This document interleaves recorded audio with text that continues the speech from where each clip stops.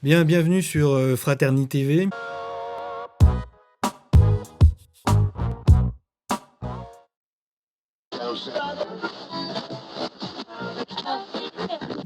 Alors, il s'agit d'une chaîne que l'on lance pour essayer de partager un certain nombre de concepts politiques, économiques, à la lumière de l'expérience concrète et des exemples que l'on trouve notamment dans l'actualité tout à fait contemporaine. Alors, pour cette première capsule, on a choisi de vous parler de la concurrence. Alors la concurrence, c'est quelque chose que l'on connaît tous et toutes parce qu'on l'a étudié à l'école, à l'université et souvent à travers le prisme de la pensée libérale, à savoir celle d'Adam Smith qui, dans La richesse des nations, évoque la concurrence à travers le concept de l'offre et de la demande, de l'apparition d'un prix, et de ce prix est censé découler l'harmonie et notamment la richesse éventuellement entre les nations. Et le contrepoint de cette pensée libérale existe également. Et c'est une chose qui est rarement étudiée et qui permet de mettre un petit peu en perspective un certain nombre de points de vue.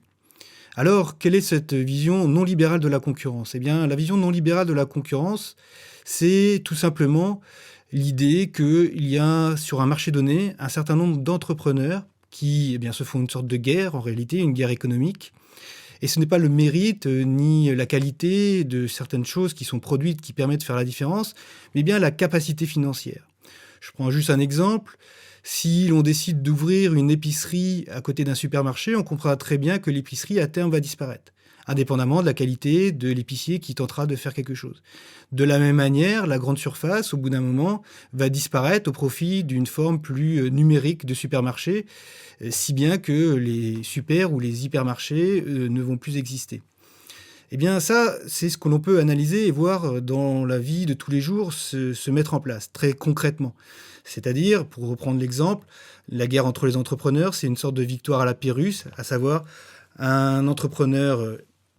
qui a 10 000 euros sera absorbé par un entrepreneur qui en a 100 000, qui lui-même va être absorbé par un entrepreneur qui en a 1 million. Et à terme de cet effet naturel de la concurrence, eh bien, c'est un groupe, l'oligarchie, un groupe de personnes qui vont eux-mêmes potentiellement d'ailleurs se faire la concurrence entre eux pour qu'à terme, eh bien, il n'y ait plus qu'un monopole.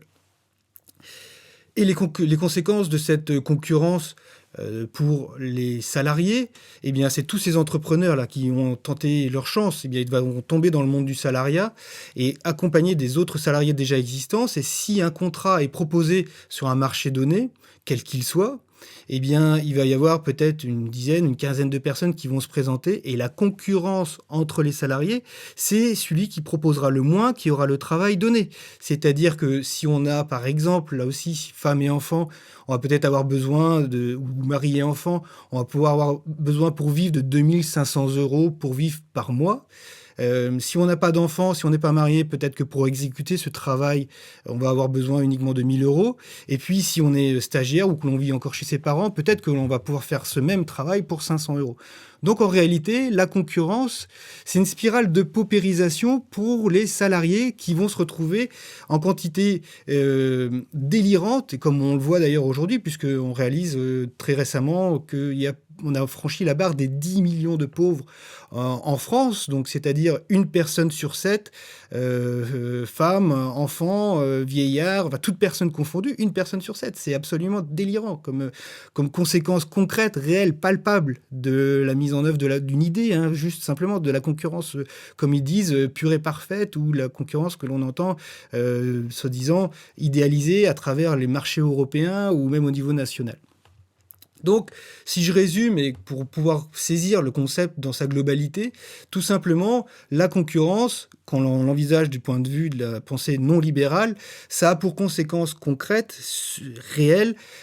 visible, palpable, une oligarchie, un groupe de personnes et une multitude de personnes qui sont en concurrence les unes avec les autres, et si bien que l'ensemble du corps social se paupérise. Et là où on voit qu'il y a une sorte de fanatisme idéologique qui se met en place aujourd'hui, c'est-à-dire que plutôt que d'essayer de contrer les effets négatifs de la concurrence en mettant en place des grands travaux, en essayant de faire la transition écologique, par exemple, eh bien, on s'aperçoit, et notamment à travers le projet Hercule, que la préoccupation du gouvernement actuel, en pleine pandémie, au moment où on réalise l'ensemble des interdépendances que l'on a entre les individus et de la nécessité absolue pour le bon fonctionnement général du système économique, de faire en sorte que tout le monde soit bien soigné, soit et toutes les qualités possibles pour pouvoir vivre dignement,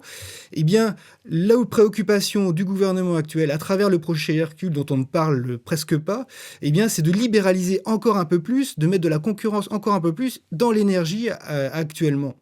Et en contrepoint de cette libéralisation de l'énergie, on s'aperçoit, et là c'est quelque chose d'absolument hallucinant, c'est que plutôt que d'acheter des lits de réanimation, ou plutôt d'essayer d'organiser la vaccination d'une manière efficace, eh bien on voit que le gouvernement a acheté une quantité délirante de balles de LBD pour prévenir les contestations sociales qui vont avoir lieu à l'issue prochaine des confinements. Et donc,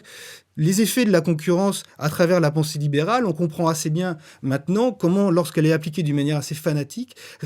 a pour conséquence une paupérisation de l'ensemble du corps social au profit d'une poignée de personnes, et que cette fascination idéologique qu'ont nos gouvernants pour mettre en place cette idée devrait tout simplement pouvoir être mise en perspective aujourd'hui avec une autre façon de voir les choses, plus coopérative, plus basée sur des grands projets